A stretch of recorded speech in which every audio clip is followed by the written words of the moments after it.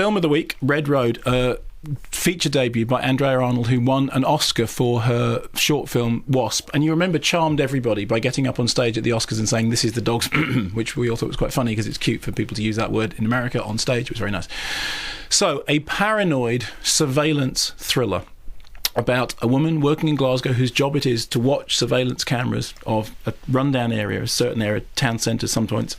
And whilst she does this, she sees in her line of vision a man with whom she is obsessed and becomes fixated. Now, I won't describe any more of the plot because it's one of the films which reveals itself very slowly, and part of the joy of the film, I suppose, is allowing it to do that. Now, when the film played at Cannes, the audiences were kind of divided about it. Here's what I think. It's one of 3 films being made by the same company. It's a Scottish-Danish co-production under these kind of dogma rules that they have to have the same characters, the same location, and I think the rule is that they have to be shot within 6 weeks' time.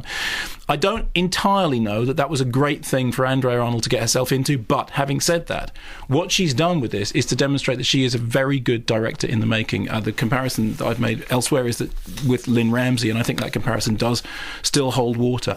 I don't think the film is a masterpiece. I think there is a fundamental flaw in the writing, and I think that there is at the heart of it a revelation which I simply didn't buy. Others disagree. I think that in the future, Andrea Arnold will make a better film than this, and I think that when we look back on this in years to come, when she has made a truly great film, we'll say, well, you could see the directorial keys to it there. I would advise that people go and see it because it's one of the films in which the things that are wrong with it are part of what make it worthwhile. She's taken some risks, she's made some mistakes, it's very, very well played, and it has a really again, I would use that word that we got to such our knickers in such a twist about a while ago, mephitic. It has a genuinely mephitic air. And I refer casual listeners to previous podcasts. Yes, and I do think it's a worthy, intriguing and interestingly threatening piece.